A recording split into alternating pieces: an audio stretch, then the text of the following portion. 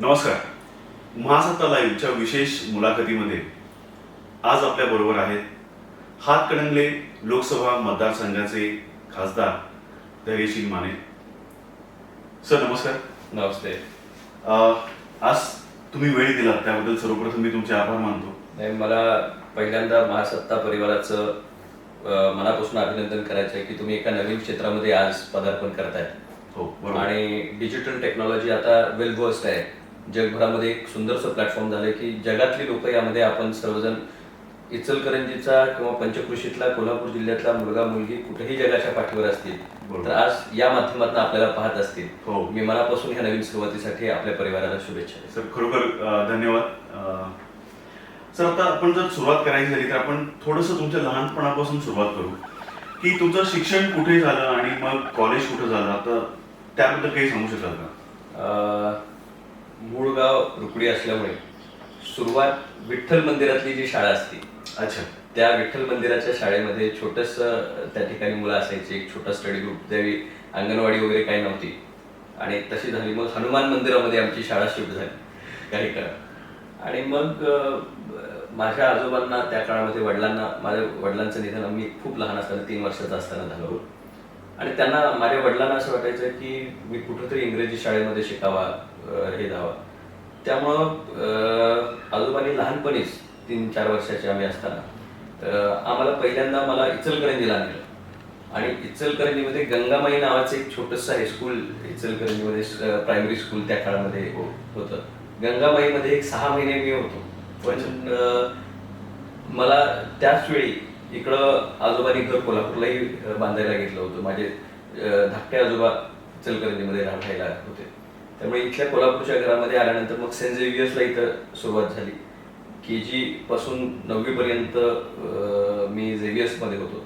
Xavier's नंतर माझा football खूप चांगला होता. मी नॅशनल फुटबॉल प्लेअर स्कूलमधनं सिलेक्ट झालो होतो. त्यामुळे तिथनं स्कूल शिफ्ट झाली आणि शाहू विद्यालय, छत्रपती शाहू विद्यालय जे शाहू महाराजांचं आहे त्या विद्यालयामध्ये 2 वर्ष होतो. आणि मग त्याच्यानंतर विवेकानंद असा प्रवास आमचा शैक्षणिक कोल्हापूरमधला त्या ठिकाणी. माध्यम मराठीच होतं का? नाही, इंग्लिशमध्ये. सगळं झेवियर्स मधलं असेल किंवा छत्रपती शाहू विद्यालय सुद्धा इंग्रजी मीडियमच होतं.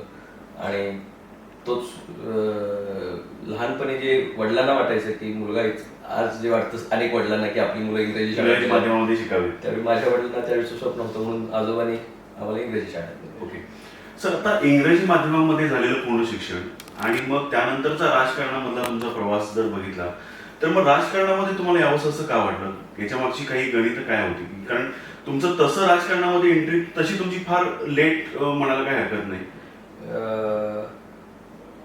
माझं राजकारणातली एंट्री तशी माझी फार लवकर आहे. मी कॉलेज जीवनामध्ये असताना ग्रामपंचायत सदस्य होतो. अच्छा. मी एकीकडे विवेकानंदला स्पोर्ट्सही करायचो. जसं माझं 18 वर्ष पूर्ण झालं माझं पहिलं मताचा अधिकार आणि त्याच्यानंतरची इलेक्शन असं दोन्ही एकत्रच. 21व्या वर्षी मी लगेच ग्रामपंचायत सदस्य त्या ठिकाणी झालो होतो. आणि ज्या वॉर्डातून आजोबा उभे होते त्याच वॉर्डातून त्या ठिकाणी झालो होतो. पण माझा मूळ राजकारणाकडे कल नव्हता. मला स्पोर्ट्समध्ये फार आवड होती. स्पोर्ट्समध्ये एखादं स्पोर्ट्समन व्हावं असं मला फार वाटायचं. पण प्रचंड कॉम्पिटिशन त्या काळातही होतं ह्याच्यामध्ये. आणि कर्मधर्म संयोगानं आजोबा गेल्यानंतर माने राजकारणात परत एकदा आपली मुळं घट्ट करायला सुरुवात केली होती. त्यांचा संघर्ष मी डोळ्यानं पाहायचो. आणि एक स्त्री ज्यावेळी घरातनं बाहेर पडते आणि हे सगळं करते त्यावेळी तिची मुलं जरी लहान असतील तर ती पाठराखण सर्वांनीच कुटुंब म्हणून करावी लागते. बरोबर. आमच्या कुटुंबामध्ये त्या मा आणि आम्ही 2 मुलं असं एवढंच आमचं कुटुंब त्या काळामधलं. आम्ही आजोबांचं निधन झालं होतं, माझे वडील नव्हते. अशा परिस्थितीमध्ये त्या लढा उभा करत होते आणि मी घरात बसू शकत नव्हतो. मग मी त्यांच्याबरोबर फिरायला सुरू केलं. त्यांच्याबरोबर मतदारसंघातल्या काही ठिकाणी मी जायला सुरू केलं. अगदी राधानगरी बुदरगडच्या त्यावेळेच्या आमच्या वाड्या वस्त्यांपर्यंत रात्री 12-1 वाजेपर्यंत जायच्या. आणि त्या परिस्थितीमध्ये त्यांच्या बरोबरीने मी फिरायचो. त्यावेळी मला लक्षात आलं की मानेसाहेबांनी प्रचंड कार्यकर्त्यांचं मोहळ आपल्या पाठीशी हे केलं. आणि आमचा परिवार 3 जणांचा नाहीये, तो परिवार आणखी कितीतरी मोठ्या प्रमाणात आहे. आणि तो स्पर्श होऊन गेला माझ्या ह्याला की ही मंडळी एका माणसानं एका आयुष्यामध्ये किती लोकांच्या आयुष्याला स्पर्श केला असेल आणि किती लोक आपल्यावर प्रेम करतायत कोणतीही साखर कारखाना, सूतगिरणी, मोठा कुठला उद्योग समूह आमच्याकडे त्या काळातही नव्हता, आजही नाही. आजही नाही. पण त्यावेळी सुद्धा इतक्या लोकांचं प्रचंड प्रेम आणि मोह हे फक्त एका माणसाभोवती आणि त्याच्या कर्तृत्वाभोवती निर्माण झालं होतं. आणि तीच पुण्याई ही माझी शिदोरी आहे हे मला त्यावेळी लक्षात आलं. आणि म्हणून ऑटोमॅटिकली माझा थोडासा कल याच्याकडे वाढला आणि मी ठरवलं त्याच काळामध्ये की मी ग्रामपंचायतीपासून ज्या पद्धतीनं आजोबांनी सुरुवात केली स्थानिक स्वराज्य संस्थेमधनं, तसंच माझी सुरुवात व्हावी. आणि मी सर्वात पहिल्या पायरीवरनं ग्रामपंचायतीपासून सुरुवात केली. सर, तो तुम्ही सुरुवात फार आधीपासून केली म्हणता आणि मग तुम्ही बऱ्याच तुमच्या आयुष्यामध्ये तुम्ही बऱ्याच राजकारणातील दिग्गज नेत्यांना तुम्ही नक्कीच बघितलं असेल. तर तुम्हाला भावलेले असे एखादे नेत्यांचं जर तुम्हाला नाव आठवत असेल तर कोणाचं नाव सांगा? प्रत्येक आयुष्याच्या टप्प्यामध्ये मला अनेकांचा सहवास लाभला. मी अगदी लहान असताना राजीव गांधी हे मानेसाहेबांचे अगदी खूप जवळचे मित्र. त्यामुळे राजीव गांधी साहेबांना पाहण्याचा, जवळनं त्यांना ऐकण्याचा योग, त्यांच्या हातात हात देण्याचा योग लहान असताना त्या ठिकाणी आला. मानेसाहेब आजारी असताना 2दा ब्रिज कँडीला स्वतः पंतप्रधान असताना राजीवजी भेटायला त्या ठिकाणी आले होते. त्यामुळं गांधी घराण्याशी सुद्धा जिव्हाळ्याचे संबंध मानेसाहेबांच्या पासून आमच्या कुटुंबाचे त्या काळामध्ये त्या ठिकाणी होते. त्यानंतर जसं जसं समजायला लागलं, राजकारणातली स्थित्यंतर व्हायला लागली, शरद पवार साहेबांचा त्या ठिकाणी राजकीय अनुभव मला त्या ठिकाणी आला. एका मधल्या टप्प्यामध्ये बाळासाहेब ठाकरे साहेबांच्या पाशी सुद्धा भेटण्याची संधी मला त्या ठिकाणी मिळाली. मला निश्चितच हे जर सगळं राऊंडअप करायचं झालं तर प्रत्येकाकडे काहीतरी एक वेगळा गुण होता. राज्यामध्ये, देशामध्ये या लोकांनी जे लौकिक मिळवलं, एका माणसांनी शून्यातनं विश्व निर्माण करावं असं बाळासाहेब ठाकरे साहेबांचं, शरद पवार साहेबांचं नेतृत्व महाराष्ट्राला त्या काळामध्ये लाभलं. मी स्वतः भाग्यवान आहे की लहान वयामध्ये त्या काळात राजकीय पार्श्वभूमी असल्यामुळे अनेक दिग्गजांशी 1-to-1 कॉन्टॅक्ट, अगदी विलासराव देशमुखांच्या पासून की महाराष्ट्रातला कुठलाही नेता त्या टप्प्यातला आराराबांच्या पासून, आराराबांचं आणि माझं तर अगदी जवळचं आणि जिव्हाळ्याचं नातं. त्यामुळे अनेक लोकांशी खूप सुसंवाद मला खूप कमी वयामध्ये त्या ठिकाणी, आणि लहान असल्याचे काही पक्ष असतात, काही फायदे असतात. त्यामुळं तो त्यांच्या दृष्टिकोनातला धैर्यशील म्हणजे आपल्या घरातला एखादा मुलगा आहे अशा पद्धतीनं मला अनेकांचे आशीर्वाद आणि सहवास त्या निमित्तानं त्या ठिकाणी लाभला. निश्चितच प्रत्येकाकडनं काहीतरी शिकायला त्या टप्प्यावर. तरी एखादं जर नाव घ्यायचं झालं तर तुम्हाला असं क्विकली असं आठवत असं कुठलं नाव? मला माझ्या आजोबांचंच नाव घ्यावं लागेल. म्हणजे जो लोकनेत्याचा पिंड ज्यांच्याकडे तयार होता, की जो सामान्यांच्यातनं तयार झाला होता आणि जो एक डाऊन टू अर्थ नेतृत्व कसं असावं आणि शून्यातनं ते तयार झाल्यामुळे खऱ्या अर्थानं मानेसाहेबांच्याकडे मी नेता म्हणून कधी पाहिलं नव्हतं. पण जसा मी मोठा झालो तसा मी त्यांच्या वागण्याचा मला परत, म्हणजे ते गेल्यानंतर मला ते जास्त जाणवायला लागलं की मानेसाहेब आपल्यामध्ये नाहीत, पण त्यांचं वागणं, त्यांचं बोलणं, त्यांचं लोकांशी असणारा संपर्क किंवा एखाद्या कार्यकर्त्याबद्दल असणारी त्यांची तळमळ, कार्यकर्त्याला पुत्रव्रत प्रेम करणं आणि त्याच्यासाठी म्हणून कुणाशीही वाकडं घ्यावं लागलं तरी चालेल, पण त्या माणसाला न्याय मिळाला पाहिजे, तो सामान्य माणूस आहे आणि त्याच्या पाठीशी उभं राहायला लागेल, ही शिकवण मला मानेसाहेबांच्याकडनं मिळाली. की त्यांच्याकडे कुठलंही सामर्थ्य, हे कारखाना, सूतगिरणी किंवा काही नसताना सुद्धा मानेसाहेब इतके वर्ष राजकारणात टिकून का राहिले? कारण त्यांनी माणसाला जीव लावला आणि माणसाने त्यांच्यावर जीवापाड प्रेम केलं. बरोबर. हे जे समीकरण होतं की काही लोक व्यक्तिभोवती एखादं हे तयार होतं, मोहळ तयार होतं, तसं मी त्यांच्याकडनं खूप काही आजही शिकतोय. म्हणजे प्रत्येक क्षणाला त्यांचा एखादा अनुभव, एखादा जुना माणूस सांगून जातो आणि मला परत एक नवीन शिकवणी चालते. असं म्हणतात की आजोबांचे गुण हे नातवामध्ये उतरतात आणि मी बघू शकतो की ते बऱ्यापैकी तसंच आहे. कारण आता सुद्धा तुमच्या बरोबर एक प्रचंड मोठा जनसमुदाय तर नक्कीच आहे.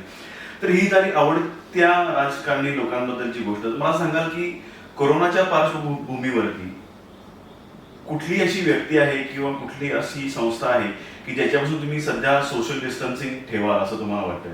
नाही, मी व्यक्ती किंवा संस्था याच्यापेक्षा आज प्रत्येक व्यक्तीला ही स्वतःची जबाबदारी समजली पाहिजे. हा सोशल डिस्टन्सिंग हा शब्द मला मुळात पटलेला नाही. सोशल खरं तर तुम्ही एकत्र आले पाहिजेत, मनाने एकत्र आले पाहिजेत. फक्त शारीरिक डिस्टन्स मेंटेन करण्याचा हा काही काळ आहे. बरोबर. म्हणजे ह्या काळामध्ये फक्त तुम्ही एका व्यक्तीपासून, आपल्यापासून दुसऱ्याला संसर्ग होऊ नये किंवा त्यांच्यापासून तुम्हाला होऊ नये आणि कुटुंबाला परत त्यांच्या आणि आपल्या, आपण दोन्ही कुटुंबांना धोक्यात घालू नये, एवढंच त्याच्या पाठीमागचं आहे. सोशल युनिफॉर्मिटी उलटी ह्यामधनं तयार झाली पाहिजे, ज्यामध्ये जी लोक खरंच गरजू आहेत, ज्या लोकांच्या आज हातावरचं पोट आहे, आज अनेकांचे हात जरी शरीर एकमेकापासून लांब गेली असली तरी मनानं आपण एक आहोत आणि आपल्या बांधवांना ह्या काळामध्ये मदतीचा हात देण्याची जबाबदारी आपल्या सर्वांची आहे. त्यामुळं मी कुणापासून स्वतःला डिस्टंट केलेलं नाही. फक्त जो प्रोटोकॉल आहे ह्या आधाराच्या बाबतीतला तो पाळण्याची बाकी मी काळीकोरपर्यंत प्रयत्न करतो. बऱ्याच वेळा मी स्पष्टतेने ते बोलतो आणि परवाही आपल्या ह्याच्यावर आपण दाखवलं. निश्चितच त्याचा काही वेळा लोकांना बरं वाटतं, काही लोकांना वाईट वाटतं, पण आज ही शिस्त पाळणं, स्वयंशिस्त पाळणं आणि त्यातनं एकमेकाला सुरक्षित ठेवणं याच्याशिवाय आपल्या हातामध्ये आज तरी त्याच्यावर लस नसल्यामुळे पर्याय नाही. आणि करोनावर जर मात करायची झाली तर जे शास्त्रशुद्ध अशा पद्धतीचे निर्देश आपल्याला लोकांना प्राप्त झाले त्याचं पालन सर्वांनीच करावं लागेल. सर, आता एक प्रश्न असा येतो की जसं तुम्ही आता म्हणालात की परवाची इचलकरंजी नगरपालिकेमध्ये जी मीटिंग एक झाली त्याच्यामध्ये सगळेजणच होते. म्हणजे तुम्ही होता, आमदार साहेब होते, सगळेच म्हणजे माजी आमदार, आजी आमदार दोन्ही होते, प्रशासनातील वरिष्ठ अधिकारी होते, पोलीस प्रशासनातील वरिष्ठ अधिकारी होते. मग या सगळे जे लोक होते, सगळे लोक असताना एकालाही असं आठवू नये की आपण जे बसलेलो आहोत, ज्या ठिकाणी आपण ही सभा घेतोय त्याच्यामध्ये काही सोशल डिस्टन्सिंगचं काहीतरी गोजवारा उडतोय, तर कुणालाही असं आठवलं नाही. नाही, प्रत्येकाला ते जाणवलं असेल. तर प्रश्न असा आहे की कोण कोणाला बाहेर जाणार नाही. प्रश्न आहे, मी येतानाच उशिरा आलो होतो त्यामुळे बैठक ऑलरेडी सुरू झाली होती आणि बैठकीमध्ये मी यायच्या आधीच गर्दी झाली होती आणि नगरपालिकेनं एका वेगळ्या विषयावरती बैठक बोलवली होती जेणेकरून लोकसहभाग सगळ्या इचलकरंजीकरांचा ह्या परिस्थितीमध्ये करोनाला हाताळण्यासाठी असावा एका चांगल्या हेतूनं बोलवलेली बैठक होती आणि ती अरेंजमेंट सुद्धा केली होती. ती सोशल डिस्टन्सिंगनच केली होती. पण लोकांचं त्याच दिवशी लॉकडाऊन उतरल्यामुळे 3 तारखेची जी मुभा मिळाली त्यामध्ये अनेक लोक घराबाहेर पडले होते आणि बरेच लोक नगरपालिकेच्या त्या सभागृहापर्यंत आले. आता जेवढे बोलवले होते त्याच्यापेक्षा जास्त संख्येने आलेल्या लोकांना नगरपालिकेच्या प्रशासनाला काही मर्यादा आल्या की आपण त्या मीटिंगमधनं बाहेर जावं म्हणणं काही अडथळ्याचं झालं असेल. पण ते काय हेतू पुरस्सर झालेला प्रश्न नव्हता. प्राप्त परिस्थितीमध्ये लोक बोलवलेला एक आणि आले त्यांच्याबरोबर 1-2 जास्त जण, तर त्याच्यामुळे संख्या वाढत गेली आणि आम्हाला सुद्धा बसायला खुर्च्या कमी पडायला लागली अशी अवस्था निर्माण झाली. ओके. आता गेली 2-3 दिवस एक प्रश्न गाजतोय, तो म्हणजे शासन आणि प्रशासन याच्यामधला जो वाद आहे हा एक साधारणपणे सगळ्यांच्या समोर येतोय की बऱ्याच जणांचं असं म्हणणं आहे की प्रशासनातील जे लोक आहेत ते शासनातील जे लोकनियुक्त प्रतिनिधी आहेत त्यांचं ऐकत नाहीये. तर असं काही आपल्या भागामध्ये काही चालू आहे का? नाही, मी ऐकत नाहीत हा शब्द चुकीचा होईल. मी मुद्दामून सांगेन की तेही रात्रदिवस माणसंच आहेत आणि रात्रंदिवस त्या यंत्रणेमध्ये राबत आहेत. त्यांची प्रायोरिटी आपल्या लोकांना सुरक्षित ठेवणं ही खऱ्या अर्थानं सर्वांचाच आज आमचा कॉमन मिनिमम अजेंडा आहे. अशा काळामध्ये खऱ्या अर्थानं प्रशासन आणि नेतृत्व म्हणजे लोकप्रतिनिधी यांनी हँड टू हँड काम केलं पाहिजे. लोकप्रतिनिधींनी ज्या प्रॅक्टिकल अडचणी व्यवस्थेमध्ये आता दिसत आहेत त्या समोर ठेवल्या पाहिजेत आणि त्यामध्ये सोल्युशन काढण्यासाठी म्हणून एकत्रपणे प्रयत्न केले पाहिजेत. निश्चितच काही ठिकाणी त्यांच्याही मर्यादा असतात प्रशासनाच्या, काही मॅनपॉवरची अडचण असते. इतक्या मोठ्या व्यवस्थेला उभारी देत असताना, ताकद देत असताना प्रत्यक्षात फील्डवरची असणारी माणसं, त्यांच्या मार्फत राबवल्या जाणाऱ्या उपाययोजना याच्यामध्ये काही मर्यादा त्या ठिकाणी निर्माण होतात. आणि काही वेळा पोलिसिंगमध्ये बऱ्याच वेळा असं होतं की एखादा माणूस खरंच जेन्युइन असतो आणि एखादा माणूस खरंच योग्य त्या कामासाठी बाहेर पडलेला असतो किंवा त्याच्याकडे पासही असतो, पण पोलीस प्रत्येकाची शहानिशा त्या काळामध्ये करू शकत नाहीत. मी जरी तुम्ही त्या काळामध्ये त्या ठिकाणी तर काही चुका प्रशासनाकडनं या काळामध्ये होणार आहेत, पण हे आपण गृहीत धरलं पाहिजे. काही पर्सेंटेज आपण त्यांना ते we should let it go. कारण हिथं धैर्यशील माने सुद्धा अचानक बाहेर पडला आणि त्याला काठी बसली तर त्यानं ती सहन केली पाहिजे. कारण आज खटकेला तुझ्या सुरक्षितेसाठी, माझ्या सुरक्षेसाठी ही काठी आहे आणि माझ्यावर जर गुन्हाही नोंद झाला तरी सुद्धा कायद्याच्या चौकटीमध्ये कुणीच त्याच्यापेक्षा बाहेर जायचं कारण नाही. माझ्यामुळे कुणाची तरी सुरक्षितता, तो जो प्रशासनाचा अधिकारी, पदाधिकारी किंवा तो बाहेर काम करत असेल, पोलीसवाला असेल, आरोग्य कर्मचारी असेल, सफाई कर्मचारी असतील, अंगणवाडी सेविका असतील, यांचीही लहान लहान मुलं आहेत, यांनाही घरात परिवार आहे आणि अशा परिस्थितीमध्ये त्यांचं मनोबल कुठून खाली कमकुवत होता कामा नये याची खबरदारी सामान्य माणसापासून सर्वोच्च लोकप्रतिनिधीपर्यंत सगळ्यांनी घेतली पाहिजे. मी बरेच वेळा हा एक सर शब्द ऐकतो की सामान्य नागरिक. तर हा मला शब्द बरेच वेळा खटकतो की गेली कित्येक 70-80 वर्ष झाली आपल्या देशाला स्वतंत्र होऊन. कारण प्रत्येक नेत्यांच्या म्हणजे एका पक्षी असं मी म्हणत नाही, प्रत्येक पक्षातले नेते सगळ्यांनाच नेहमी सामान्य नागरिक असं म्हणत असतात. हा सामान्य नागरिकामधला जो सामान्य शब्द आहे त्याच्याबद्दलच नक्की काय जोडबंगाल काय आहे आणि हा सामान्यापासून हा कधीतरी एक चांगल्या हुद्द्यावरचा नागरिक होणार आहे का नाही? नाही, मी आपला मुद्दा अतिशय रास्त आहे. सामान्य नागरिक याच्यापेक्षा समान नागरिक तयार करायला पाहिजे. आणि सामान्य कोण, तुम्ही आम्ही सामान्य आपल्याला स्वतःला समजत आहे की नाही. आणि भविष्य काळामध्ये ज्यावेळी हा सामान्य हा शब्द असतो त्यावेळी सर्वांना समान नियोजन करण्याची भूमिका आपण त्या ठिकाणी घ्यायची असते. परवा सुद्धा आपण नगरपालिकेमध्ये तो डायलॉग ऐकला असेल, त्यामध्ये मी अगदी स्पष्टतेनं बोललो. तर त्यामध्ये एक शब्द आला होता की काही चांगल्या घरची मुलं असतील आणि ते परत येतील. चांगलं आणि वाईट घर आपण ठरवतो कसं? मुलं ही आपल्या इचलकरंजीची आहेत, ती ग्रामीण भागातले त्या शहराचे नागरिक आहेत. त्या सर्व शहर, मग त्यातलं गरीबाचं पोर असू दे किंवा श्रीमंताचं पोर असू दे, याच्यामध्ये आज करोना फरक करत नाही. बरोबर. तो त्याला समान न्याय देतो. म्हणजे गरीबालाही करोना होऊ शकतो आणि श्रीमंतातल्या श्रीमंत प्रिन्स चार्लला सुद्धा त्या ठिकाणी करोना होऊ शकतो. त्यावेळी आम्ही त्यांच्यामध्ये भेदभाव करणारे कोण? आणि मग जी शिस्त एखाद्या पैसेवाले सदन घरामधल्या मुलाला त्या ठिकाणी असेल, तीच शिस्त गरीबाच्या घराला सुद्धा आहे. आणि तेवढाच जीव त्याचाही महत्वाचा आहे. जितका श्रीमंताचा तितकाच माझ्या गरीब बांधवाचा सुद्धा जीव महत्वाचा आहे. जीवाची किंमत कशातही केली जाऊ शकत नाही. त्यामुळे त्यांचं व्यवस्थापन एकत्र लावा अशी सूचना मी त्या ठिकाणी करण्यात आली. आणि ज्या सुविधा तुम्ही तुमच्या मुलाला देऊ शकला असता, तुमच्याकडे आर्थिक सदनता आहे, त्या सुविधा इतर मुलांनाही मिळू देत, जेणेकरून एक स्टँडर्ड प्रोटोकॉल बाहेर न येणाऱ्याने आपल्यामध्ये होईल. यातनं जो सामान्य आहे हा शब्द बाजूला होऊन त्यात समान हा शब्द तयार व्हायला काय हरकत नाही. ठीक आहे, धन्यवाद. सर, अजून एक तुम्ही जर बघितलं असेल तर साधारण जेव्हा लॉकडाऊन सुरू होतं तेव्हा एक मुलीचा व्हिडिओ प्रचंड व्हायरल झाला होता आणि त्या मुलींनी अक्षरशः देशातल्या सर्व राजकीय नेत्यांना अतिशय हीन दर्जाच्या पातळीवरती जाऊन वेगवेगळे काय म्हणतात शब्दप्रयोग वापरून चुकीची भाषा वापरून त्यांनी सांगितलेलं होतं की हे सगळे आमदार सगळे खासदार आहेत कुठं. तर नक्की तुम्ही काय सांगाल? अशी जी परिस्थिती उद्भवली त्यानंतर कुठल्याच राजकीय नेत्याचं त्याच्यावरती कुठलंच वक्तव्य आलं नाही आणि मग लोकांमध्ये असा प्रसार झाला की राजकीय नेते असं काहीतरी झालं की घरामध्येच बसून राहतात, बाहेर पडत नाही. ह्या मागचं तुमचं वैयक्तिक मत काय आहे? नाही, त्या ताई बोलत होत्या त्या एक व्यथित झालेली व्यक्ती. ज्यावेळी एखाद्या माणसाला वाटतं की आपल्याला आधार ह्या काळामध्ये पाहिजे. आमदार खासदार ही माणसंच आहेत आणि त्यांनाही काही मर्यादा आहेत हे आपण सर्वांनी समजून घेतलं पाहिजे. कारण लोकप्रतिनिधी झाला तरी सुद्धा आज मी सर्वत्र इचलकरंजीला जातो, शिरोडा जातो, जयसिंगपूर सगळ्या भागामध्ये फिरतो. पण जर समजा धैर्यशील मानेला याची लागण झाली तर मी तहसीलदार शिरोडा अडचणीत आणणार, प्रशासन वगैरे तिथलं कोण चालवायचं, मला सिम्पटम्स दिसले नाही आणि मला लागण झाली असेल तर मी कलेक्टरांच्या पैसे जाणार, कलेक्टरांना लागण होणार. आजूबाजूच्या पंचकृषीमध्ये मी जिथं जिथं जाईन त्या त्या कुटुंबाला माझ्यामुळं इनडिरेक्टली धोक्यामध्ये आणायची वेळ होती. पुराच्या परिस्थितीमध्ये, इतर परिस्थितीमध्ये हेच लोकप्रतिनिधी रस्त्यावर दिवस रात्र त्या ठिकाणी राबत आहेत.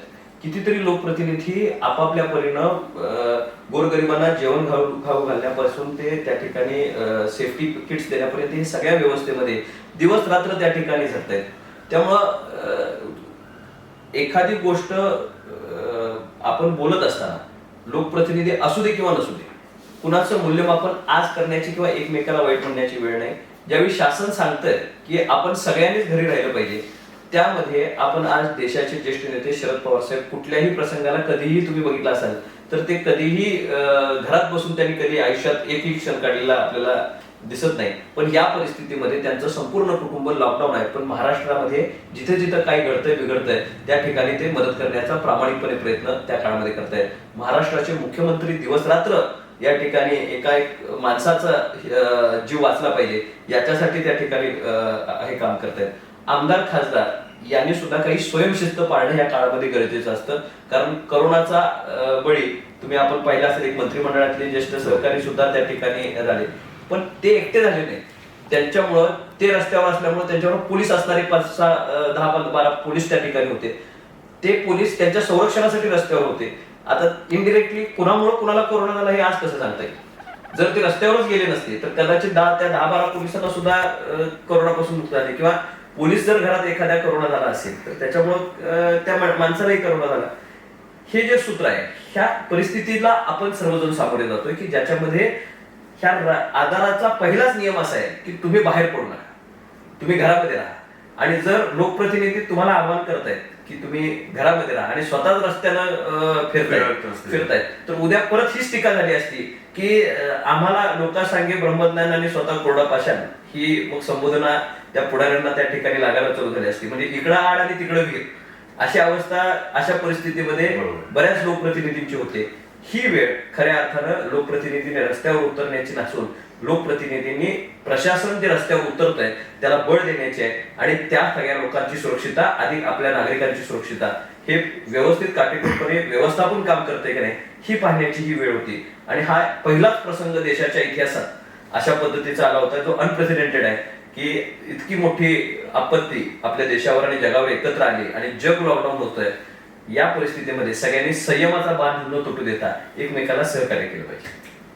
सर, यालाच मी पुढे घेऊन फक्त एक प्रश्न तुम्हाला विचारेन की आत्ताचे आपल्या महाराष्ट्राचे जे माननीय मुख्यमंत्री आहेत, तुमच्याच पक्षाचे जे मुख्यमंत्री आहेत, तर त्यांना असा प्रशासकीय अनुभवाची फार तशी कमतरता आहे, कारण त्यांनी कधीच इलेक्शनच्या आधी लढलेल्या नव्हत्या.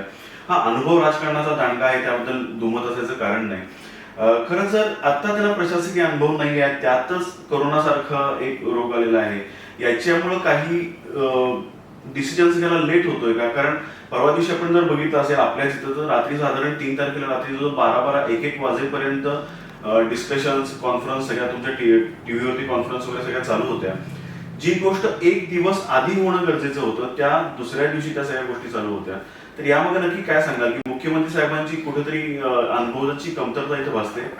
मी आपल्याला या उलट सांगेन की आपण जर महाराष्ट्रातल्या लोकजीवनातला आता अंदाज घेतला तर उद्धव साहेब ठाकरे साहेबांनी मुख्यमंत्र्यांची शपथ घेतल्यानंतर महाराष्ट्रावर आलेल्या संकटामध्ये एक सहृदयी मुख्यमंत्री ह्या महाराष्ट्राला पाहिजे, जो संवेदनशील आहे, जो सामान्य माणसासाठी कुठलीही गोष्ट अंगावर घ्यायला तयार आहे. आणि राजकारणाच्या परे ते माझे नेते आहेत, शिवसेनेचे नेते आहेत, पण या काळामध्ये जे काम ते महाराष्ट्रामध्ये करतायत खऱ्या अर्थानं महाराष्ट्रातल्या सामान्य माणसाला त्यांच्याबद्दलचा आदर आणि प्रेम या निमित्तानं वाढलंय.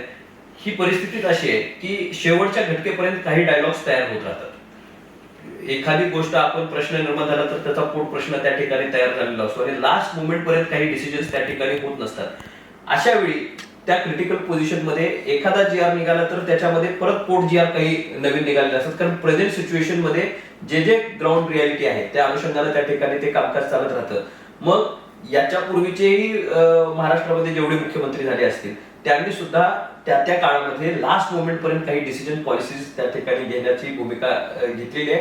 कारण फाईनलाईन करत असताना एका जिल्ह्याची परिस्थिती वेगळी, नंदुरबारची जी परिस्थिती वेगळी, पश्चिम महाराष्ट्राची वेगळी, विदर्भाची वेगळी, मोठ्या शहरांची वेगळी, प्रत्येक ठिकाणी एकच औषध लागू होईल म्हणजे एकच डिसिप्लिनरी ऑर्डर लागू होईल. तिथल्या परिस्थितीच्या अनुषंगानं काही स्ट्रीमलाईन त्या ठिकाणी करावं लागतं. आणि राज्याचं नेतृत्व म्हणून सर्वांगीण महाराष्ट्राचा विचार करूनच उद्धव साहेबांनी त्या काळामध्ये ते निर्णय घेतले. आज महाराष्ट्रामध्ये एका दिवसामध्ये आपण विचार करा की मुंबई सारख्या शहरामध्ये 24 ते 25 हजार प्रवासी परदेशातनं या ठिकाणी यायचे, रोज लँडिंग त्या ठिकाणी व्हायचं. आपलं राज्यामध्ये कोरोनाचं सेंटर मुंबई व्हायचं कारणच किंवा पुणे व्हायचं, मेट्रो व्हायचं कारणच आहे कारण आंतरराष्ट्रीय प्रवास जो झाला तो पुण्या मुंबईमध्ये सगळ्यात मोठ्या प्रमाणात त्या ठिकाणी झाला आणि म्हणूनच हे सेंटर्स म्हणून पुढे त्या ठिकाणी आले. आज ते दिवस रात्र ह्या सगळ्या परिस्थितीला आटोक्यामध्ये आणण्यासाठी या ठिकाणी प्रयत्न करतायत. मास पॅन्डेमिक जे झालं नाही महाराष्ट्रामध्ये, आज जे काटेकोर नियोजन महाराष्ट्रामध्ये राहिलंय. आज कोल्हापूर जिल्ह्याचं आपण एक उदाहरण घेऊ. 10, 11, 12 आता काल परवा आपली 15वी केस इचलकरंजीमधनं आली. नाहीतर 15 लोकांच्या मध्ये बाहेर आलेल्या लोकांची संख्या सुद्धा आपण काढली तर 5-6 जण हे बाहेर आले आणि त्यांना कोरोना पॉझिटिव्ह झाले. स्थानिकांनी कुठंतरी गेलेत आणि घेऊन आलेत असं कुठं एखादंही या ठिकाणी उदाहरण आपल्याकडं नाहीये. निश्चितच याचा अर्थ प्रशासन त्या स्तरावर काम करतंय आणि याचा रोज फॉलोअप स्वतः सीएम साहेब त्या ठिकाणी प्रत्येक जिल्ह्याचा त्या ठिकाणी घेत आहेत. यामुळे या काळामध्ये जी नेतृत्वाचं कस लागायला पाहिजे, बाळासाहेब ठाकरेंच्या नावाला शोभेल असं काम उद्धव साहेब या ठिकाणी आज परिस्थितीमध्ये या ठिकाणी करतायत. सर, आता जर तुम्ही बघितलं तर भारतामध्ये सगळ्यात जास्त कोरोना पॉझिटिव्ह रुग्ण जे आहेत ते आपल्या महाराष्ट्रामध्येच आहेत. आणि असं असताना आपले माननीय मुख्यमंत्री साहेब जे आहेत ते थोडंसं गडबड करतात का लॉकडाऊन उठवायची? कारण कालच तेलंगणा प्रशासनाचा निर्णय आला, त्यांच्याकडे जेमतेम 1000 कोरोना पॉझिटिव्ह रुग्ण आहेत. खरं त्यांनी जो लॉकडाऊन आहे तो साधारणपणे 29 मे पर्यंत तो वाढवलेला आहे. मग आपल्या महाराष्ट्रातच एवढी गडबड का होते की एवढ्या लवकर तो लॉकडाऊन उठवायचं सगळीजण आपण प्रयत्न करतात? जर पाहिलं तर लॉकडाऊन लवकर उठवत नाहीये, त्याचं एक सर्कल आहे. म्हणजे इन्क्युबेशन पिरियड ज्याला आपण म्हणू त्या एखाद्या आजाराचा, तो टप्पा आपला पार झालाय. पण आपल्याकडं रेड झोन जे डिक्लेअर केलेले आहे, त्या रेड झोन मध्ये कुठलीही ऍक्टिव्हिटी आजही त्यांनी हे करू दिलेली नाही. ऑरेंज झोन जे आहे त्याच्यामध्ये सुद्धा लिमिटेड ऍक्टिव्हिटीज आणि ग्रीन झोन मध्ये सुद्धा ऍक्टिव्हिटीजसाठी जर तुम्ही पाहिलं तर समान त्याच्यामध्ये निर्बंध आणि काही उपाययोजना शासनानं सुरू केल्या. जिथं करोना नाही आज घटकेला, तिथं हळूहळू का होईना तुम्हाला जनजीवन सुरळीत करावं लागेल आणि फेज बाय फेज त्या ठिकाणी आणावं लागेल आणि काही बंधनं घालूनच त्या ठिकाणी ते आणावं लागेल. आता लॉकडाऊनचा संपूर्ण हे संपलाय का काळ? नाही.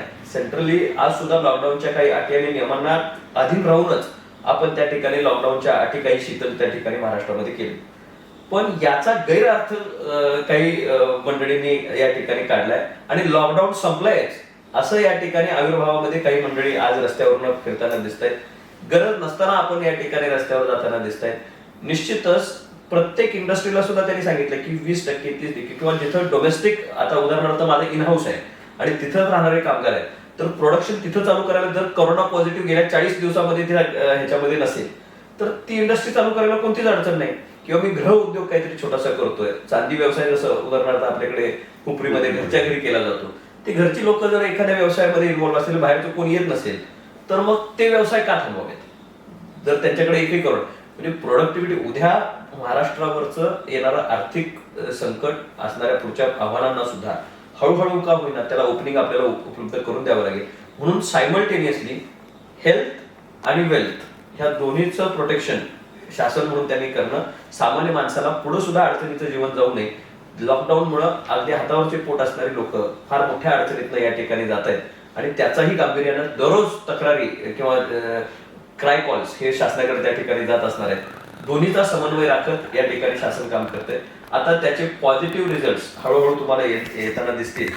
जी योजना साहेबांनी हातात घेतली, रेड झोन मधल्या अजूनही आपल्याकडे याच्या परवानग्या शासनानं दिलेल्या नाहीत किंवा देत असताना सुद्धा त्या परवानग्या आहेत त्या प्रत्येकाची तपासणी करून त्यांना मगच इतर ठिकाणी नेण्याचं काम त्या ठिकाणी होत आहे. शासन दुहेरी विचार करत आहे. एक, अर्थव्यवस्था कुठं भविष्यातली बिघडू नये, महाराष्ट्रातल्या माणसाचं पण त्याच्या आधी सरसलामत तो पगडी पचास, तसं प्रत्येकाचा जीव हा आमच्यासाठी लाख मोलाचा आहे. म्हणूनच साहेबांनी प्रत्येक वेळा त्या त्या टप्प्यात त्या योजना राबवण्याचं नियोजन त्या ठिकाणी केलं. आता अर्थव्यवस्थेबद्दल तुम्ही म्हणताय तर एक प्रश्न तुम्हाला विचारतो, कारण तुम्ही आता काँग्रेस बरोबर एका अलायन्स मध्ये आहात. तर आपले काँग्रेसचे मुख्य राहुल गांधी आणि रघुराम राजन आपले गव्हर्नर जे होते, त्या दोघांनी परवा एक ऑनलाईन स्ट्रीमिंग केलं आणि दोघं एकमेकांशी खूप बोलले. भारताची अर्थव्यवस्था आणि भारतामध्ये कोरोना कशा पद्धतीनं प्लॅनिंग करता येईल याबद्दल ते बोलत होते. तर ही जी मीटिंग झाली ऑनलाईन, याच्यावरती बऱ्याच लोकांनी आपापली मतं दिली. तर तुम्हाला वैयक्तिक त्या मीटिंग बद्दल काय मतं व्यक्त करायची आहेत? कारण दोघे आता सत्तेमध्ये नाही आहेत, दोघे आता त्यांच्या त्यांच्या वैयक्तिक जबाबदाऱ्यांपासून बाहेर आहेत. तर याबद्दल तुम्हाला काय म्हणायचं? सत्ता असो किंवा नसो, राष्ट्राची चिंता असणं काही चुकीच नाही. जर समजा एखादा धैर्यशील माने आज विरोधी पक्षामध्ये आहे, तेही एका जरी आज त्यांचा पक्ष सत्तेमध्ये नसेल तरी ते विरोधी पक्षाचे प्रमुख आहेत, खासदार म्हणून तिथे लोकसभेमध्ये काम करत आहेत आणि त्यांनी याच्यापूर्वीही काही सूचना एक नागरिक म्हणून आणि एक खासदार, रिस्पॉन्सिबल खासदार म्हणून त्या काळामध्ये त्यांनी कोरोनाच्या बाबतीतल्या काही लॉकडाऊनच्या बाबतीतल्या सुद्धा सूचना त्यांनी आधी त्या ठिकाणी दिल्या होत्या. आता अर्थव्यवस्था सुधारण्याच्या दृष्टिकोनातून काही उपाययोजना करण्याचं जर त्यांच्यापाशी काही मॉडेल असेल आणि ते जर इन्कॉर्पोरेट करता येत असेल, कदाचित अमेरिकेमधलं संकट आपल्यापेक्षाही भयानक आहे. म्हणजे त्या परिस्थितीमध्ये तिथं अर्थव्यवस्था त्यांची कोलमडेल. आपल्या देशाला नवीन अपॉर्च्युनिटीज या निमित्तानं काय तयार होऊ शकतील का, एव्हेन्यूज काय तयार होऊ शकतील का? चायनाला याचा सर्वात मोठा धक्का बसतोय हे आज आपण पाहतोय. पण त्याला केटर करण्यासाठी म्हणून जर आपली इकॉनॉमी व्यवस्थित असेल आणि डिसिजन मेकिंग जर व्यवस्थित झालं तर कदाचित 2020 साली जगाची महासत्ता भारत होईल, हे जे अब्दुल कलामांचं स्वप्न होतं ते कदाचित ह्या सिच्युएशन नंतर प्रत्यक्षात यायला सुरुवात होईल. आणि ते जर यायचं झालं तर त्याच्यासाठीचा प्लॅटफॉर्म, केटर करण्यासाठीचा प्लॅटफॉर्म, तो एक एन्व्हायरमेंट तयार करण्याची जबाबदारी राज्य आणि केंद्र शासनाची कलेक्टिव्हली त्या ठिकाणी असते आणि त्या दृष्टिकोनातनं तो एक डायलॉग एस्टॅब्लिश ते करत असतील आणि इंटरनॅशनल एव्हेन्यूज काय ओपन आहेत किंवा आपली इकॉनॉमी रिवाईव्ह करण्यासाठी म्हणून काही नवीन स्टेप्स घ्यायला लागले असतील तर उलट त्याचं स्वागत झालं पाहिजे. प्रश्न तुम्ही मध्ये आहात म्हणून विचारतो की काँग्रेस अध्यक्षा सोनिया गांधी यांनी परवा सांगितलं की मजुरांची सर्व तिकिटांचा खर्च हा काँग्रेस करेल. त्याच दिवशी उद्धव साहेबांचं एक स्टेटमेंट आलेलं होतं, कुठल्याही रेल्वे स्टेशनवरती एकही तिकीट विकलं जाणार नाही. तर नक्की हे मजुरांची तिकीट काढतंय कोण? म्हणजे नक्की शासन काढतंय का सोनिया गांधींच्या काँग्रेस सरकारतर्फे ते दिलं जातं? आता बऱ्याच ह्याच्यामध्ये उदाहरणार्थ शिवसेना पक्ष, मी आता शिवसेनेचा खासदार म्हणून माझा प्रत्येक तालुक्यामध्ये दौरा सुरू झालाय. पहिल्या दिवसापासून ज्यावेळीपासून करोना आहे मी माझा मतदारसंघ सोडलेला नाही. त्या ठिकाणी माझ्या आढावा बैठका, त्यामध्ये नियोजन करणं, लोकांना प्रवृत्त करणं, जिथं जिथं मेडिकल फॅसिलिटीज असतील त्या प्रोव्हाइड करणं, अन्नधान्याची गरज असेल ते प्रोव्हाइड करणं, जे फिजिकली जिथं जाऊन करता येईल ते करणं आणि जे ऑनलाईन मदत करता येईल ती करणं, हे सगळ्या स्तरावर चालू आहे. प्रत्येक पार्टी आपापल्या परीनं त्यांच्या कार्यकर्त्यांना असं मोटिवेट करून ऍक्टिव्हेट त्या परिस्थितीमध्ये करत असते. आता अशा परिस्थितीमध्ये ज्यावेळी महाराष्ट्रातनं अनेक लोक त्या ठिकाणी जात आहेत आणि अनेक दिवस लॉकडाऊन मध्ये या ठिकाणी आहेत आणि त्यांच्या हातामध्ये कुठलाच रोजगार नाही, पैसे नाही, त्या काळामध्ये हे राजकीय पक्ष सुद्धा निश्चितपणे मोठ्या प्रमाणात दातृत्व त्या ठिकाणी दाखवतात आणि अशा लोकांच्या जाण्या येण्याची व्यवस्था करण्याची, राहण्या खाण्याची, कितीतरी लोकांच्या खाण्याची व्यवस्था महाराष्ट्रातल्या कितीतरी पक्षांनी न सांगता त्या पार्टीवर त्या ठिकाणी केले. राजकीय सत्तेमध्ये असलेले, विरोधामधले असलेले पक्ष, मी राजकारणावर बोलणार नाही, पण प्रत्येकाने एक स्वतःची स्वयं जबाबदारी म्हणून त्या ठिकाणी ती भूमिका पार पाडली. आज काँग्रेसच्या कार्यकर्त्यांना त्यांनी आव्हान केलं आणि निश्चितच काँग्रेस आज सत्तेमधला घटक या ठिकाणी आहे, राष्ट्रवादी सत्तेमधला घटक आहे, शिवसेना सत्ताधारी पक्ष आहे.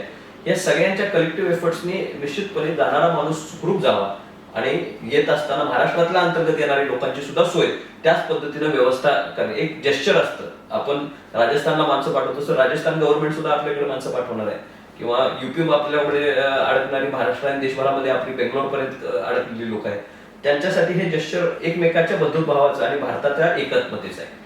त्यामुळं ही जी मुवमेंट आहे ही काँग्रेस स्वतःच्या एक पॉझिटिव्ह जेस्चर आपल्या भारतीय लोक जे अडकलेले आहेत ठिकठिकाणी त्या अनुषंगाने फक्त महाराष्ट्रातच नाही देशभरामध्ये जिथे अडकले त्यांच्यासाठी ते करतात. ओके सर, तर एक विचारावं लागेल की आधी तुम्ही राष्ट्रवादीमध्ये होता आणि आता शिवसेनेनं राष्ट्रवादी आणि काँग्रेस बरोबर एकत्रित सरकारचं स्थापन केलेलं आहे, तर आता तुम्हाला परत असं स्वगृही आल्यासारखं फील असा येतोय का? नाही, एखाद्या मुलीचं सासर माहेर घर एकत्र जसं होतंय तसं ते माझं झालं.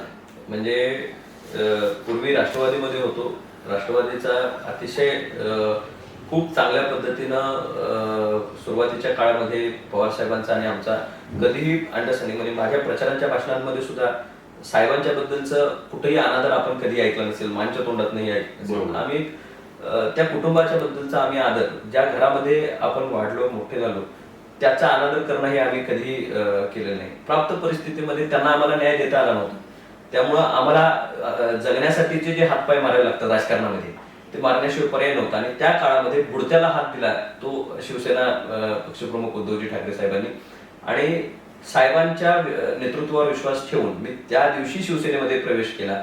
त्याच्या पहिल्याच सभेमध्ये ज्यावेळी साहेबांच्यावर होतो त्यावेळी मी त्यांना वचन दिलंय की मी जन्माला माणूस म्हणून आलोय, जाताना शिवसैनिक म्हणून जाईल. याचं कारण असंच की आम्ही प्युअर राजकारणी नाही, भावनेनं एखादी गोष्ट आपण एखाद्या पार्टीशी जोडलं जातो, त्याचे काही इथिक्स, त्याचे काही प्रिन्सिपल्स हे एम्बाईब झाल्यानंतरच आपण त्या ठिकाणी गेलो. आणि निश्चितच मी उद्धव ठाकरे साहेबांनी महाराष्ट्राला आज जे नेतृत्व दिलंय, पण नेतृत्व ओळखण्याचे गुण जे त्यांच्याकडे आहेत, माझ्याकडे काय त्यांनी पाहिलं ते मानना तिकीट देऊ शकले असते, माझ्या सिनियर होत्या, पण त्यांनी माझ्यासारख्या नवतरुणावर त्या ठिकाणी विश्वास ठेवला आणि मला करिअरची एक सुरुवात करून देण्याची त्यांनी या ठिकाणी शक्यता निर्माण करून दिली आणि मी ती यशस्वी करून दाखवली. निश्चितच एक सहृदयी नेतृत्व मिळाल्याचा एक आनंद मला त्या ठिकाणी आहे आणि माझ्यासारखे अनेक तरुण महाराष्ट्रातले त्यांच्या प्रेमामध्ये आहेत, कारण तेही राजकारणी नाहीत, राजकारणातला डावपेच त्यांना कळत नाहीत किंवा जमत नाहीत, ते सरळ चालणारा आणि नको त्यावेळी ज्या आपल्या लोकांच्या संकट काळामध्ये उभा राहतो ते नेतृत्व बाळासाहेब ठाकरेंनी संस्कार त्यांच्यावर केलेत. निश्चितच राजकारण फक्त 10% कधीतरी ते इलेक्शन पुरतं होत असेल, पण 90% फक्त लोकांच्या समाजकारणामध्ये रमणारा नेता मी उद्धव साहेबांच्या मध्ये पाहतो. सर आता तुम्ही विषय काढला तुमच्या शिवसेनेमध्ये पक्षप्रवेशाचा, तर तो दिवस मला अजूनही आठवतो की शिवसेनेमध्ये ज्या दिवशी तुम्ही प्रवेश घेतला, तर बरोबर त्याच्या एक दिवस आधी पवार साहेब इथं कोल्हापूरमध्ये होते. दुसऱ्या दिवशी तुम्ही शिवसेनेमध्ये प्रवेश केलात आणि त्यानंतर लगेचच तुम्हाला खासदारकीचं तिकीट देखील मिळालं. हा विलक्षण योगायोग कसा काय जमून आला? म्हणजे याच्या मागं बऱ्याच जणांनी बरेच तर्क लढवले, तर याच्याबद्दल काही बोलू शकाल का? नाही, ते तर्कच होते, पण वास्तव असं होतं की साहेबांच्या मर्यादा आम्हाला लक्षात आल्या होत्या. साहेबांनी प्रयत्न करून सुद्धा हा मतदारसंघ अलायन्समध्ये त्यांना सोडण्याशिवाय त्यांना इलाज नव्हता आणि आम्हाला लढण्याशिवाय इलाज नव्हता. आणि अशा परिस्थितीमध्ये आम्हाला साहेबांनाही अडचणीत घालायचं नव्हतं. जी परिस्थिती आमच्या राजकीय अस्तित्वासाठी आम्हाला आमचा लोकसभा मतदारसंघ गुम करण्यासाठी पाहिजे होती, ती कर्मधर्म संयोगानं उद्धव साहेबांनी माझ्यात काय स्पार्क पाहिला मला माहित नाही, पण त्यांनी पहिल्याच मीटिंगमध्ये मला सांगितलं की हा आपण लोकसभा मतदारसंघ लढतोय, धैर्यशील तूच आमचा उमेदवार असणार आहेस, युती झाली तरी नाही झाली तरी. हा जो विश्वास त्यांनी मला पहिल्याच मीटिंगमध्ये दिला आणि त्यांच्या चेहऱ्याकडे पाहिल्यानंतर मला एक विश्वासाचं हे दिसलं की हा माणूस आपल्याला फसवणार नाही. हा माणसांच्या आपण शब्दात जे सामर्थ्य आहे, बाळासाहेब ठाकरे साहेबांनी त्यांनी एक शब्द माझ्यापाशी एक उत्तम वापरला, मी आज पहिल्यांदा शेअर करतो की त्यावेळी मला ते म्हणते की बाळासाहेबांनी माझ्यापाशी काय दिला असेल तर तो शब्द, आणि मी तो तुला देतोय. म्हणजे जे माझ्या अजूनही अंगावर रोमांच येतो की उद्धव साहेबांचं ते स्टेटमेंट मला खूप भावून गेलं की म्हटलं साहेबांच्या रूपानं एक नवीन ह्यातनं ताकद देणारी फळी तयार होते आणि तो शब्द त्यांनी पाळला. त्यावेळी युती झाली नव्हती, युती झाल्यानंतर सुद्धा त्यांनी उमेदवार बदलला नाही, त्यामध्ये कॉम्प्रोमाइज केलं नाही. किती प्लस आणि मायनसेस आहेत माझ्याकडे हे पाहिलं नाही. त्यांनी माझ्या नेतृत्वाला ताकद देण्यासाठी म्हणून जो शब्द त्यांनी दिला होता तो प्रत्यक्षात उतरवला आणि सगळी यंत्रणा माझ्या पाठीशी उभी केली. बरोबर. सर तुम्ही आधी राष्ट्रवादीमध्ये होता, आता शिवसेनेमध्ये आहात, तर प्रत्येक पक्षाची काही ना काहीतरी एक विचारधारा असते, कुठल्या तरी एका गोष्टींवरती ते प्युअरली स्टँड्स असतात. जसं शिवसेना हे हिंदुत्ववादी पक्ष म्हणून ओळखला जातो, तर त्याचबरोबर काँग्रेस असेल, राष्ट्रवादी असेल, यांचे प्रत्येकाचे वेगवेगळे एक आधार आहेत. तर या दोन्ही पक्षांमध्ये तुम्हाला काय अशा चांगल्या गोष्टी वाटल्या किंवा काय काय गोष्टी तुम्हाला दोन्ही पक्षांमध्ये खटकल्या, काही सांगू शकाल याच्याबद्दल? प्रत्येक पक्षाची एक आयडियोलॉजी असते आणि त्या अनुषंगाने तो पक्ष चालत असतो. आज जर शासन तुम्ही पाहिलं महाराष्ट्रात तर ते धैर्यशील माने. याचा अर्थ काय? दोन्ही आयडियोलॉजीचा समागम जो आहे, म्हणजे हिंदुत्ववादी आपण म्हटलं तो हिंदुत्ववादी विचार शिवसेनेनं सोडलेला नाही, पण जी सोशल आयडियोलॉजी सेक्युलर आयडियोलॉजी घेऊन जाणारे पक्ष आहेत त्यांनी आता समान कार्यक्रम आखलाय, तो म्हणजे महाराष्ट्राच्या उन्नतीचा, विकासाचा, आणि हा अजेंडा घेऊन त्यांनी एक शासन त्या ठिकाणी तयार केलंय. हे प्रोग्रेसिव्ह शासन देण्याच्या दृष्टिकोनातून अनेक लोक एकत्र येऊन त्या ठिकाणी काम करतात. एखाद्या गोष्टीची स्पेशालिटी तुमची असू शकते, एखाद्या गोष्टीची माझी असू शकते, पण मल्टी स्पेशालिटी हॉस्पिटल असेल तर कुठलाही आजार असेल तर त्याच्यावर उपचार करणारा डॉक्टर तिथे उपलब्ध असतो. तसं 3 वेगवेगळ्या पक्षाचे नेते एकत्र येऊन ज्यावेळी या ठिकाणी एखादं शासन तयार करतात, त्यांना महाराष्ट्राची नस माहिती आहे आणि एक झेस्ट माहिती आहे, या सगळ्यांचा एक पॉझिटिव्ह हे जर इम्पॅक्ट झाला तर निश्चितपणे महाराष्ट्राला ह्या काळामध्ये सुद्धा आपल्याला पुढे जाताना या ठिकाणी मदत होते. माझ्या आयडियोलॉजीमध्ये अजिबात बदल झालेला नाही. मी बहुजन समाजाचा एक कार्यकर्ता आहे. माने साहेबांचं घर हे सातत्यानं बहुजन समाजाला बरोबर घेऊन जाणार आहे आणि सर्व धर्मच्या लोकांना एकत्रपणे राजकारणापुरतं पाहता आज जो माझ्याकडे या ठिकाणी ज्यांनी मला मतदान केलंय त्यांचा, ज्यांनी नाही केलं त्यांचा, आणि जे मताचा अधिकारी नाही त्यांचाही मी प्रतिनिधी आहे. सर्वांना समान न्याय देण्याची भूमिका आपल्याला त्या ठिकाणी घेण्याची जी सोय आहे ती आपल्या लोकशाहीमध्ये मिळते. सर तुम्ही असं म्हणालात की ज्यांनी तुम्हाला मतं दिली, आता एक खूप मोठा प्रश्न तयार होतो की ज्यांनी तुम्हाला मतं दिली त्यातले बरेच लोक असं म्हणतात की आम्ही बीजेपीकडे बघून शिवसेनेला मतदान केलेलं आहे आणि पाठीत खंजीर खुपसला शिवसेनेनं, आणि मग अशा लोकांबरोबर ते निघून गेले ज्यांच्यावर त्यांनी कधीच जाणं योग्य नव्हतं. तर हे जे बीजेपीला वोट करणारे जे लोक होते, ज्यांनी अलायन्स केलंय म्हणून फक्त शिवसेनेला मतदान केलेलं आहे, हे लोक म्हणतात की आमचं मत वाया गेलं. तर या लोकांना किंवा या मतदारांना तुम्ही काय सांगाल की नक्की तुम्ही ही जे स्टेप उचलली, तुमच्या पक्षाने जी ही स्टेप उचलली ही काय, आणि मग ह्या मतदारांचा जो विश्वासघात झाला याच्याबद्दल तुमचं काय मत आहे? नाही, मी आपल्याला मुद्दाम सांगेन, मी खासदार होत असताना सुद्धा बीजेपीचं फार मोठा वाटा, मी आज पक्षाची समीकरणं जरी राज्य शासनामध्ये बदलली असती तरी सुद्धा मी खासदार होत असताना बीजेपीच्या प्रत्येक कार्यकर्त्यानं प्रामाणिकपणे इमाने इतबारे माझं काम केलं आणि ही यशाचं शिखर टीम वर्क म्हणून आम्हाला त्या ठिकाणी लोकसभेच्या काळामध्ये त्या ठिकाणी मिळालं. जे लोकसभेला यश मिळालं घवघवीत, हे दोन्ही नेतृत्वानी एकत्रपणे टीम वर्क करून त्या ठिकाणी पुढे जाण्याची भूमिका घेतली.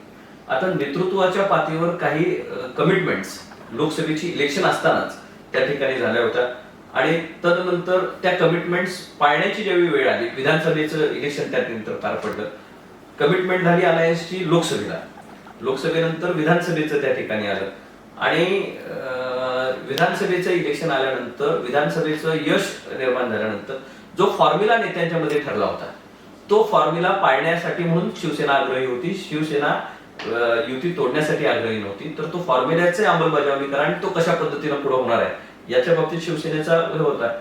एखादी दोन लोक एका गाडीमध्ये बसली असतील तर कधीतरी पलीकडच्या माणसाला सुद्धा स्टिअरिंगवर बसण्याचा अधिकार असतो आणि तो कधीतरी मोठ्या मनानं पलीकडच्या भावाने द्यायचा असतो. निश्चितच त्या काळामध्ये तो जो डायलॉग होता तो डायलॉग इतक्या टोकाला जाईल किंवा बिघडेल असं कुणालाच वाटलं नव्हतं किंवा महाराष्ट्रात अशा पद्धतीची अलायन्स तयार होईल पोस्ट इलेक्शन अलायन्स असंही कुणाला वाटलं नव्हतं. पण त्याच दरम्यान आपण परवा विधानसभेमधली भाषणं ऐकली असतील तर एक ज्येष्ठ नेते भाजपचे त्यांनी त्यामध्ये उल्लेख केला की आम्ही शिवसेनेला दिलेला शब्द पाळू शकलेलो नाही. म्हणजे त्यांनी त्या विधानसभेच्या सभागृहामध्ये कबूल केलं की काही शब्द त्या काळामध्ये आदान प्रदान करण्यात आले होते पण त्याची अंमलबजावणी होऊ शकली नाही. हे मी म्हणत नाही, हे बीजेपीचे ज्येष्ठ नेते त्या ठिकाणी ते बोलून गेले. याचा अर्थ शिवसेना जे म्हणत होती ते खरंच होतं आणि शिवसेनेनं जी अवास्तव काही गोष्ट मागितली नव्हती. महाराष्ट्राच्या जनजीवनामध्ये कुठल्याही पार्टीला असं वाटत असतं की सत्तेमधलं प्रमुख पद एकदा त्या ह्याच्यामध्ये स्वतः उद्धव साहेब कधीही मुख्यमंत्री होण्यासाठी इच्छुक नव्हते. त्यांनी स्वतः मुख्यमंत्रीचं प्रोजेक्शन करून स्वतःभोवतीचं इलेक्शन कधीही लढलेलं नाही. त्या परिस्थितीमध्ये शरदचंद्रजी पवार साहेबांनी तुम्हीच महाराष्ट्राचे मुख्यमंत्री असले पाहिजेत अशी भूमिका सांगितली आणि मगच आम्ही सर्वजण या ठिकाणी गेलो होतोय. एकतर त्यांनी बीजेपी बरोबर फारकत घेऊन एक स्टेप पुढे घेतले होते आणि आता मागे येण्याचे दोर कापले होते. शेवटी आज उद्धव साहेबांच्या नेतृत्वाला बळ ह्या सगळ्यांनी या ठिकाणी दिलं आणि आज ते नेतृत्व महाराष्ट्राला दिशा देत आहे आणि पडत्या काळामध्ये महाराष्ट्राला उभा करत आहे हे आपण सर्वजण पाहतो. थोडंसं परत आता आपण वर्तमान काळात येऊया की आता सगळीकडे आर्थिक घडी जी आहे ती पूर्णपणे विस्कटलेली आहे. मग त्या अगदी छोट्यातला छोटा कामगार वर्गातील एखादा असू दे किंवा एखादा मोठा उद्योगपती असू दे, प्रत्येकाचं आर्थिक नियोजन हे गडबडलेलं आहे. तर मला पहिल्यांदा तुम्हाला विचारावंसं वाटतं की एक वैयक्तिक पर्सन धैर्यशील माने यांचं स्वतःचं घरचं आर्थिक नियोजन सध्याचं काय कशा पद्धतीने आता होतंय, मग आपण नंतर येऊ शासनाच्या याच्यावरती. आता त्या मानाने माझा खर्च कमी आहे, म्हणजे लिमिटेड प्रवास आहे, लिमिटेड लोकांचं येणं जाणं आहे आणि त्या अनुषंगानं मी माझे कुटुंबातले घरचे 4-5 सदस्य ते सोडलं तर आता घरामध्ये आपणच पाहिलं असेल की 1-2च कोणतरी हेल्पिंग हँड म्हणून असतील ते येत नाही. तर पूर्णतः घर जे गजबजलेलं असायचं त्यामध्ये आता फार मर्यादा निर्माण झाली. या काळामध्ये धैर्यशील माने खासदार आहेत म्हणून त्याला काही वेगळा न्याय नाही. निश्चितच सगळे जे बंधनं आहेत ती बंधनं आमचं कुटुंब सुद्धा पाळतंय. आजपर्यंत वहिनीसाहेब कुठेही बाहेर त्या ठिकाणी नाहीत किंवा सोशल डिस्टन्सिंग किंवा हे जे आहे आल्या आल्या लोकांशी संवादामध्ये सुद्धा या ठिकाणी काही ज्या मर्यादा पाळायच्या असतात त्या सगळ्या प्रोटोकॉल्स आम्ही घरामध्ये सुद्धा पाळतो. अर्थकारणाची घडी सगळ्या लोकांची, सर्वसामान्य माणसाची एक 2-3 वर्गांमध्ये या ठिकाणी आपण डिस्ट्रीब्यूट केलं तर जो हातावरचं पोट आहे त्या बिचाऱ्याची सगळ्यात मोठी अडचण आज परिस्थितीमध्ये आहे. धैर्यशील मानेची आर्थिक बिघडली का चांगली झाली याच्यावर विचारच करायचं काही कारण नाही. अशी कितीतरी आहेत मंडळी की ज्यांना आज उभारी देण्याची गरज आहे आणि स्टेट आणि सेंट्रल गव्हर्नमेंटने यासाठी म्हणून आता भरीव मदत अशा अर्थव्यवस्थेला उभारी देण्यासाठी करायला पाहिजे. काही कारखाने बंद पडल्यामुळं काही त्यांच्याकडे हाताला कारखान्यांकडेच काम नाही तर ते किती दिवस त्यांचा काहीच त्या ठिकाणी उद्योग नाही. छोटे उद्योग असणारे, मी मोठ्या उद्योगाचं म्हणत नाही, पण छोटे उद्योग असणारे लोक ते किती दिवस सस्टेन करू शकतील यांनाही त्यांनाही काही मर्यादा आहे. त्याचबरोबर व्याजाचं चक्र काही थांबलेलं नाही. रोज उठून एखादी छोट्याशा घरातल्या गोष्टीसाठी एखाद्या सामान्य माणसानं कर्ज घेतला असेल तर बँकांचा तकादा आता घरापर्यंत येऊन पोहोचायला सुरू झालाय. त्यामुळं त्याचं जीवनमान दुहेरी पद्धतीने अडचण आलंय. एक कर्जाचा बोजा आहे, त्याचा हप्ता थकलेला नाही, आणि दुसऱ्या बाजूला करोनामुळे अर्थकारणाची घडीच त्या ठिकाणी बिघडली आहे. मगाशी जो प्रश्न आपण विचारत होता की उद्धव साहेब गडबड करतायत का, याचं उत्तर यामध्ये लपलंय की या दोन्हीचा बॅलन्स आपल्याला राखल्याशिवाय त्या हातावरच्या पोटाच्या माणसाचं सुद्धा या ठिकाणी जीवनमान परत व्यवस्थित मूळ पदावर आलं पाहिजे, आणि त्याचबरोबर आजारालाही रोखण्यामध्ये आपण यशस्वी झालो पाहिजे. हे इन हँड काम सुरू आहे. निश्चित याचा परिणाम प्रत्येक कुटुंबाला याची झळ बसलेली आहे. त्यामध्ये लहान किंवा मोठा असं कुणी नाही. जो सामान्यातला सामान्य हा शब्द तुम्हाला आवडत नाही, पण जो हातावरचं पोट असणारा माणूस आहे तो असेल, किंवा मोठ्यातला मोठा उद्योजक असेल तो असेल, या सगळ्यांनाच या काळामध्ये फार मोठ्या प्रमाणात या ठिकाणी अडचणीला सामोरे जावं लागतं. नेहमी तुम्हाला वैयक्तिक हा प्रश्न विचारायच्या मागचं कारण हे होतं की अनेक नागरिकांना असं वाटतं की हे काय, हे आमदार आहेत, हे काय, हे खासदार आहेत, ह्यांना काय पैशाची कमी. तर एक असा एक सर्वसामान्य समज झालेला आहे की प्रत्येकाला असं वाटतं की सगळ्या राजकीय नेत्यांकडे भरपूर पैसे असतात आणि त्यांना कधीही आर्थिक प्रॉब्लेम्स कधी येत नाहीत. म्हणून मी तो प्रश्न विचारला की वैयक्तिक धैर्यशील मानेंना आर्थिक प्रॉब्लेम्स हा जो जनरल परसेप्शन आहे, मी त्याही वर सांगेन की 70% राजकारणातली लोक ही कर्जबाजारी आहेत. अगदी प्रत्येक ठिकाणी आपण जर पाहिलं तर यशाचं पर्सेंटेज सगळ्यात जर वनरेबल कुठलं तर फील्ड असेल, आता आपण पत्रकारिता केली, पत्रकारितेनंतर आपल्याला एक माहिती आहे करिअर की मी हे करू शकतो आणि मी स्वतःचं जरी चॅनल काढलं तरी सुद्धा भविष्यामध्ये हे चालू शकतो, इतका कॉन्फिडन्स तुमच्यामध्ये आहे.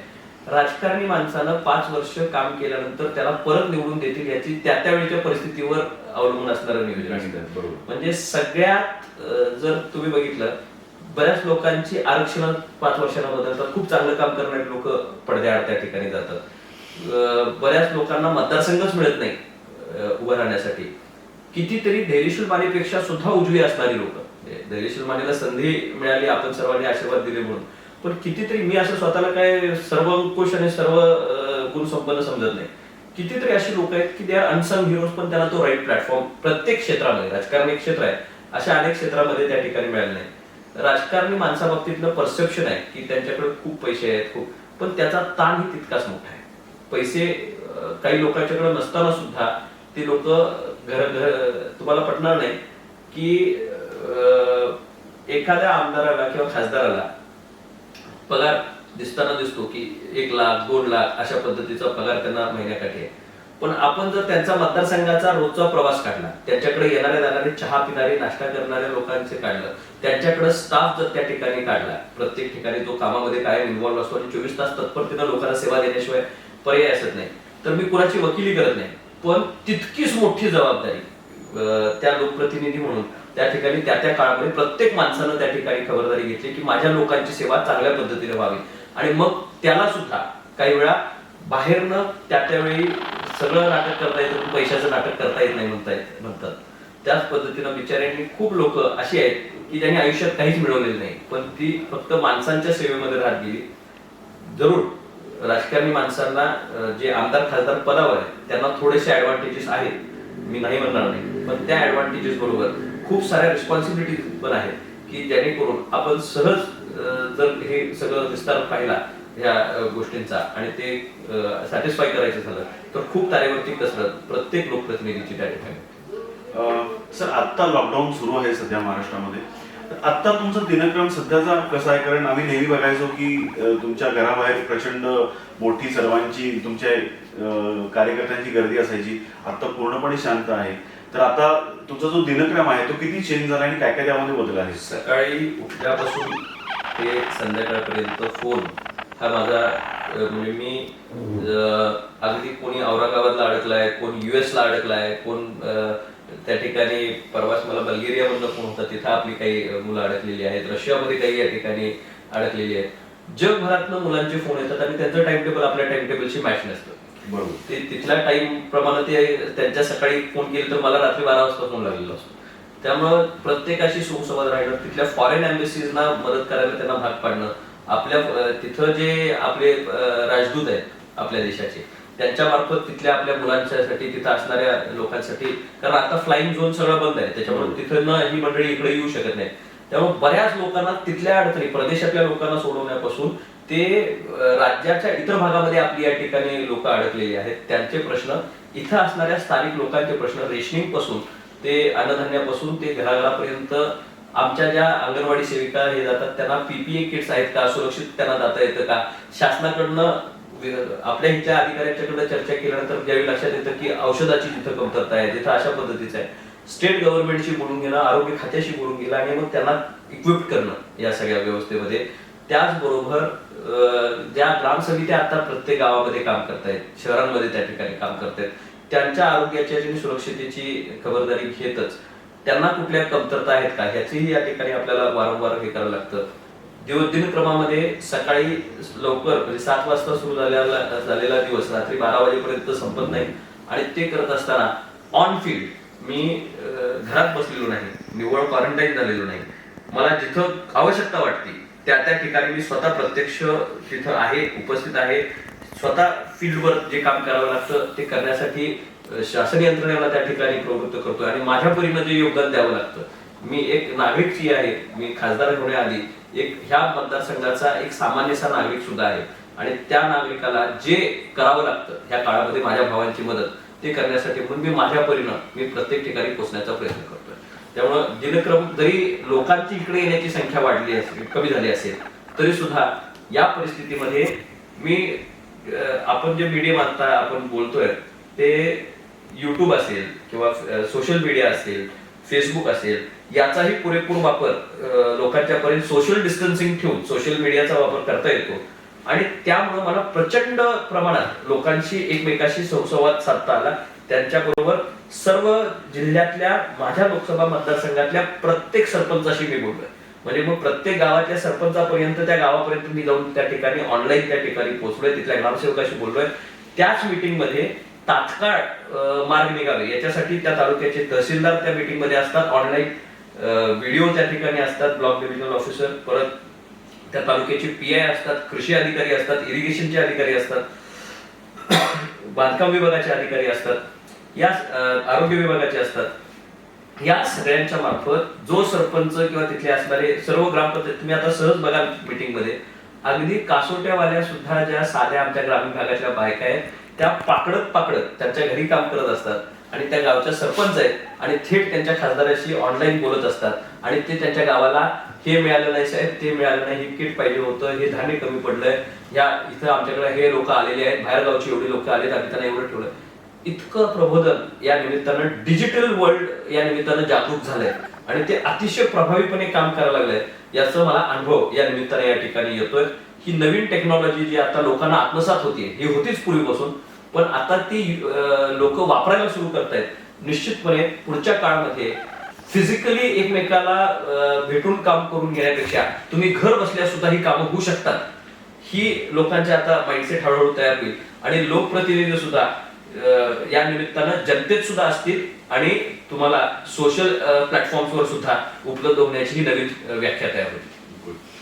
सर, जाता शेवटचा प्रश्न, 3 तारखेपासून लॉकडाऊन थोडंसं शिथिल झालेलं आहे आणि बऱ्याच प्रमाणावरती लोक घराच्या बाहेर पडलेले आहेत.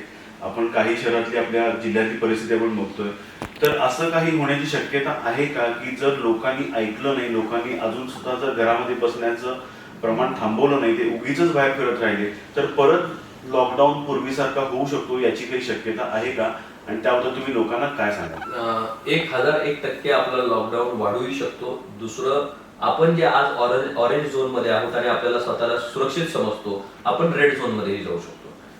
सोलापूर जिल्ह्याचं आपल्याला उदाहरण घ्यायला लागतं. महाराष्ट्रात सर्वत्र कोरोना वाढत होता, त्यावेळी सोलापूर जिल्हा हा एकमेव जिल्हा ग्रीन झोन मध्ये होता. एकही पेशंट तिथं कोरोनाचा नव्हता. त्यामुळे लोकांच्या मनामध्ये त्याचं भय आणि भीतीच निर्माण झाली नव्हती. त्यानंतर एक पेशंट 18 दिवसापूर्वी, आजपासून 18 ते 20 दिवसापूर्वी त्या ठिकाणी सापडला आणि आज परिस्थिती अशी आहे की 126 जण कोरोनाची लागण झालेले त्या ठिकाणी सोलापूर जिल्ह्यामध्ये. आज कोल्हापूर जिल्ह्यामध्ये आम्ही फक्त 15 जण झाले आणि त्यातले निम्मे बरे झाले. हे जे माइंडसेट आहे हे मुळात आपण डोक्यातनं काढून टाकलं पाहिजे. एसिम्प्टोमॅटिक पेशंट्स कळत नाहीत, ते आपल्यामध्ये असू शकतात. मला चिंता या निमित्तानंच वाटते की ज्यावेळी लोक एकमेकांचं आज बाहेर पडायला लागले आणि एकमेकाला भेटायला लागले आणि सोशल डिस्टन्सिंगचं पालन होत नाहीये, काही प्रिकॉशन्स घ्यायला पाहिजे ते होत नाहीये, या निमित्तानं आपण फार मोठ्या धोक्याला सुद्धा सामोरे जाऊ शकतो. त्यामुळं जरी शासनानं काही अटी शिथिल केल्या असतील तरी स्वयंशिस्तीचं पालन हे प्रत्येक नागरिकानं केलं पाहिजे. मला असं नक्की वाटतं की ह्या काळामध्ये जे लोक स्वयंशिस्तीचं पालन करतील त्यांना कोणतीही अडचण येणार नाही, पण जे पालन करणार नाही त्यांच्यामुळं इतरांना सुद्धा अडचण तयार होऊ शकते. याची खबरदारी आपण सर्वांनी घेतली पाहिजे.